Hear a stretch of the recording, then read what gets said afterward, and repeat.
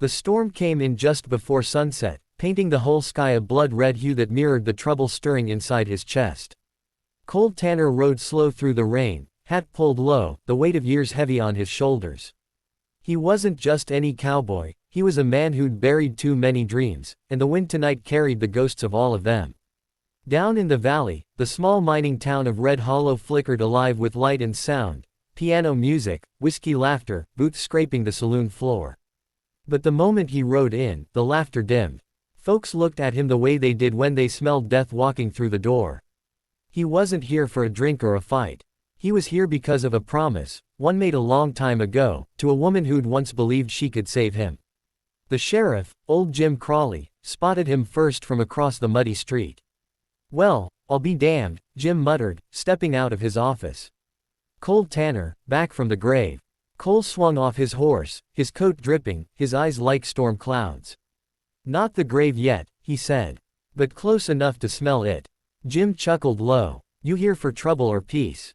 "Neither," Cole said. "I'm here for her." Jim's face changed. "You mean Clara?" Cole nodded once. The name hit the air like a gunshot.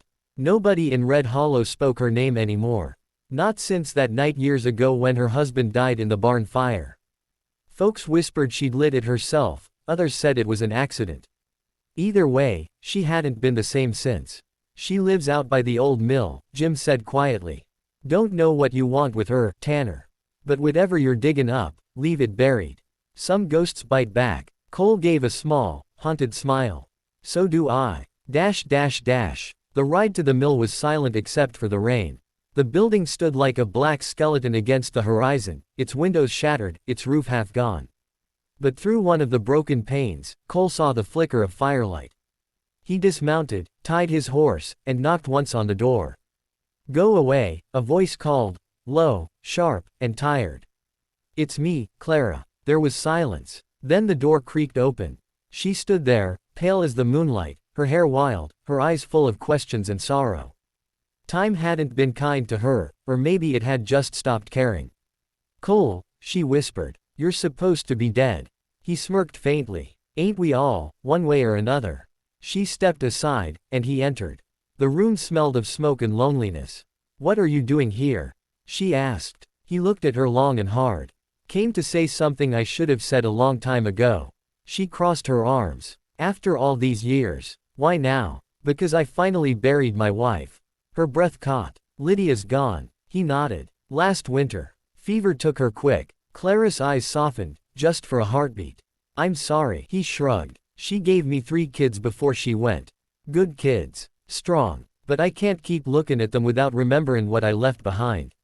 She looked away, into the fire. "That's not my fault, Cole." "I never said it was," he said quietly. "But it don't stop me from wondering what might have been." The rain beat harder on the roof, and somewhere outside, a coyote howled. Finally, Clara spoke again, her voice trembling. "You shouldn't have come. There's things about me you don't know." He smiled faintly. "I reckon I know enough." "No, you don't," she said, her eyes flashing now. "You don't know what I've done. You don't know what I've lost." He took a slow step closer. "Then tell me." Her hands shook as she poured herself a drink.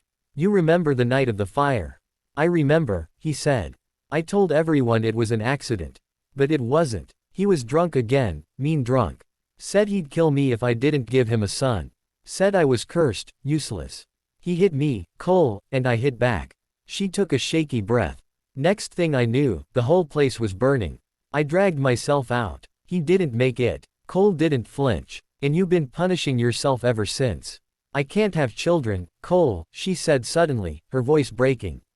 "Doctor said the damage from the fire, it ruined me inside. I can't give a man a family. I can't give him anything." He watched her for a long, silent moment. Then he stepped close enough that she could feel his breath on her skin. "That's fine," he said softly.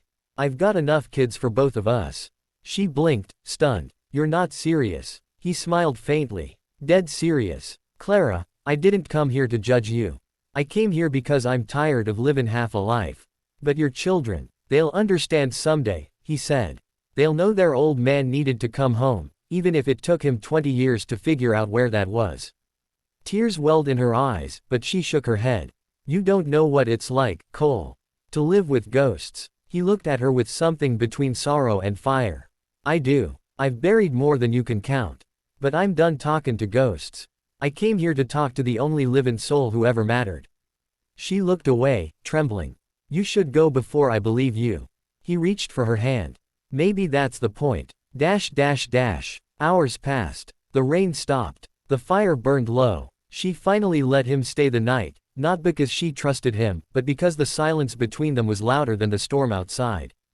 They didn't touch. They didn't kiss. They just sat near the fire, staring into it like it might tell them what came next. When dawn came, Cole rose quietly, pulling his coat on.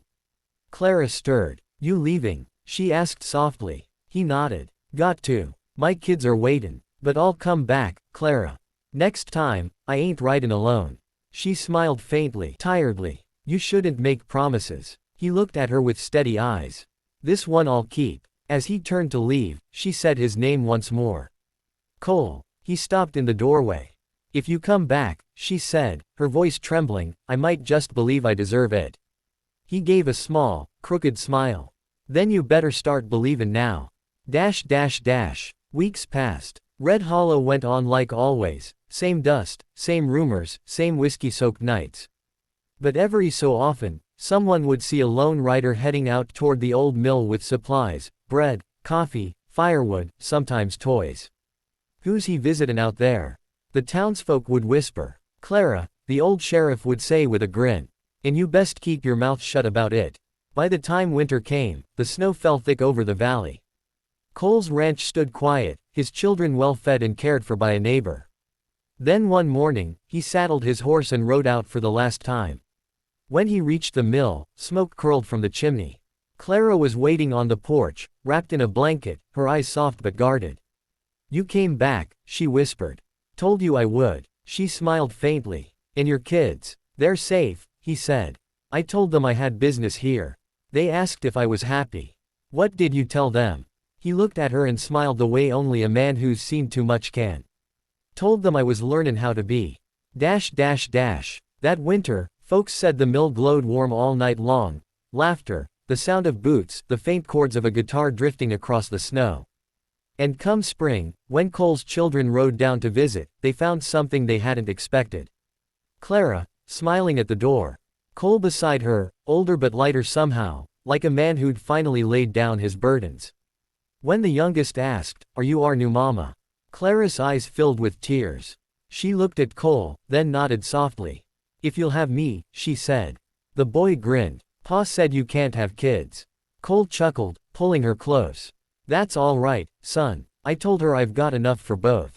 The boy laughed and ran inside, and for the first time in 20 years, Clara didn't flinch at the sound of joy.